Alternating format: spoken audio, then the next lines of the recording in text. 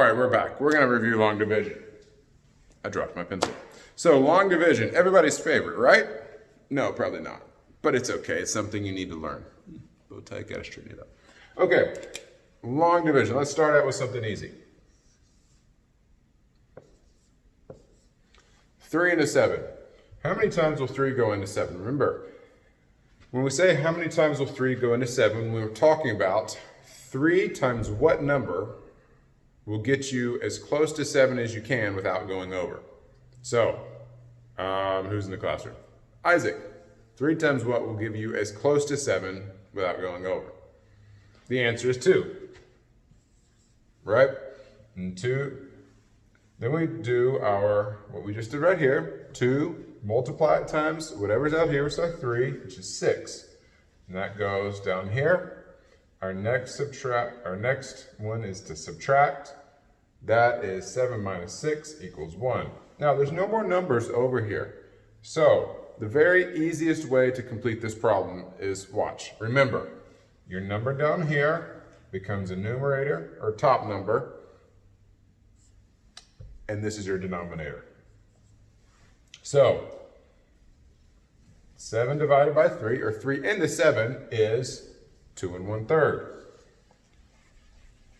Let's do something else. Let's say we've got a fraction, right? We've got 6 over 15. Now, which one goes inside the house and outside the house? So here's our house. A real easy thing to remember. Thank you, Mike, from last year, for teaching me this. Top dog, he always gets to go inside the house. Doesn't matter if he's bigger or smaller. He's on top, so he gets to go inside. Bottom dog has to stay outside in the cold, wet rain. So, top dog goes inside, bottom outside. So if you were doing this, your 6 would be on the under, your 15, he gets left out in the rain. All right, so we're going to do another one. So we're going to do 6 into 25, right?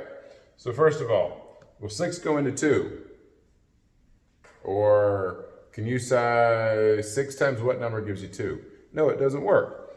So we put an X over that, just to keep it clear, because we want to keep, long division, you want to keep things lined up very clearly.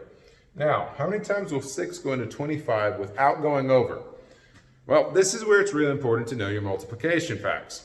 So you don't have to do, okay, 6 times 1, 6 times 2, 6 times 3, 6 times 4, 6 times 5. You automatically know that 6 goes into 25, or 6 times what number is closest to 25? It's 4. 4 times 6 is 24. Subtract, and you get 1. Remember, 1 becomes your numerator, 6 becomes your denominator. All right, so the answer is 4 1/6, which, by the way, when you get back, I will be having you do some multiplication quizzes, so I want to see where you're at. So if you're still kind of rough with your multiplication, practice every day, 15 minutes. There's a game called Squeebles. It's fun. You know, you get to do your fraction multiplication, win these little guys, and play a game with them. It's fun, I know. But you have to know your multiplication by now. If you're in my class, you got to know it.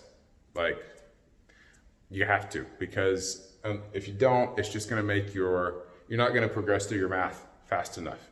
You got to know your multiplication. All right, so let's do one more. Let's do a hard one. 23 into 1,715. Not too fun, huh? Well, remember, this is how you do it. Will 23 go into 1? Definitely not. Will 23 go into 7? I mean 17, not 7. 17. No, because it's bigger. So we put X over the 7. Will 23 go into 171? Is 171 larger than 23? Yes, so it will go into it, but we have no idea how many times. So at this point, what do you do if you don't know the answer? Well, you just start trying things. So I'm gonna say, let's see what 23 times, I don't don't know what times 4 is. All right, so 12, carry the 1, 8, 92. Okay, so I'm pretty sure we can go up. I'm thinking there's another number we can multiply 23 by that gets us closer to 171.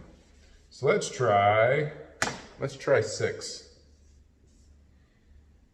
18, carry the 1, 12, 13. We got closer, 138. But I'm thinking we can get closer to 171. So let's try 8. 8 times 3 is 24, carry the 2, 16, 17, 18. Uh-oh, we went too high. 184 is more than 171. So let's see if we found our sweet spot. Let's see. Let's try 7. 21, carry the 2, 14, 15, 16. That's pretty close, 161. So 23 is going to go into 171 7 times. Then we do, remember, this number times this number, which we've already done down here. This is why it's important not to necessarily always erase your work. So we get 161. Now we can erase it. It's in the way. And now we subtract.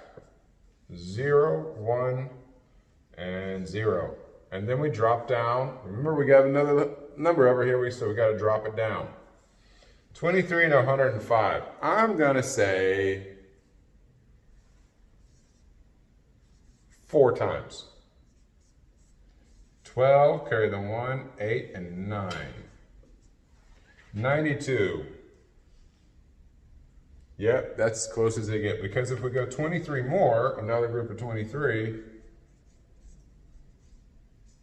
we go over 105, we get to 115. So, we saw it's 4. 4 times 23 is 92. 105 minus 2. All right, so 5 minus 2 is 3, and then, let's line him up nice. Can you take 0 from 9? Or can you take 9 from 0, I mean?